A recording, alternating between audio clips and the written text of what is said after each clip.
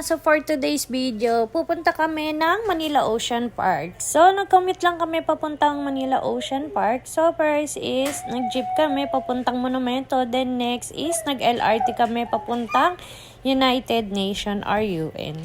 So yan, nabanggit ko nga pala dyan is bakit nawala yung mapa dun sa may bandang Luneta. Ayan, na-curious lang ang inyong Mima dahil sa dati kada papasok ako or bumabiyahe papuntang work is nakikita ko or nasisilayan ko yung mapa ng Pilipinas. So ayan, bumaba kami ng UN, sumakay naman kami ng cab. So, hindi ko alam kung anong tawag dun eh. Then yan, hinatid kami hanggang Manila Ocean Park. So, dapat maglalakad kami papuntang Manila Ocean Park. Kaso lang, basa ang daanan dahil sa umulan.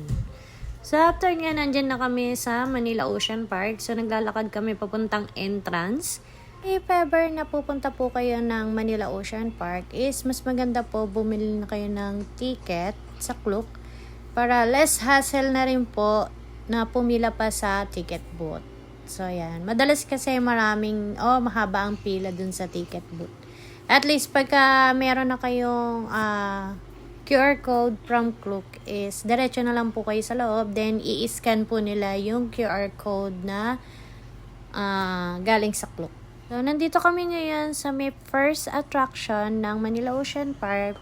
They called it Oceanarium. So, yan. Nandito kami sa loob ng Oceanarium. So, makikita nyo napakaraming isda, mga Mima. Sobrang ganda. As in, matutuwa yung mga kiddos nyo. So, yan. Tinitingnan niya lahat ng bawat aquarium na nasa loob.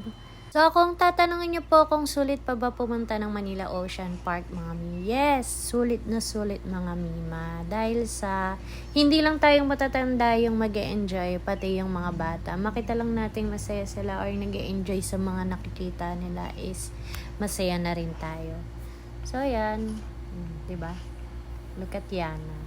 She's so happy for seeing the creatures of the sea. The main attraction of Manila Ocean Park is Oceanarium. Houses 14,000 sea creatures from about 277 species, all of which is indigenous Southeast Asia. Oceanarium has 7 sections and 1,000 cubic meters of seawater. The other attraction is Trails to Antarctica Penguin Exhibit. Third is Trails to Antarctica Christmas Village. Fourth is the Creepy Crawlies a Stingray Dry Encounter. Sixth is Creepy Crawlies Show and Tell. Seventh is Sea Lion Show. Sa attraction is All-Star Bird Show.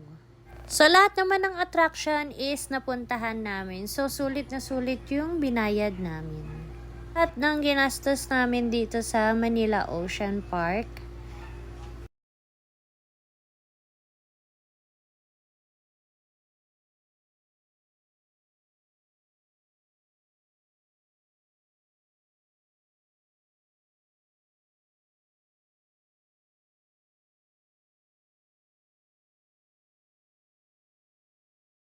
total of 4,315 po yung nagastos namin dito sa Manila Ocean Park. So, after namin dito sa Manila Ocean Park is, nagpunta naman po kami or nadaan po kami sa Luneta.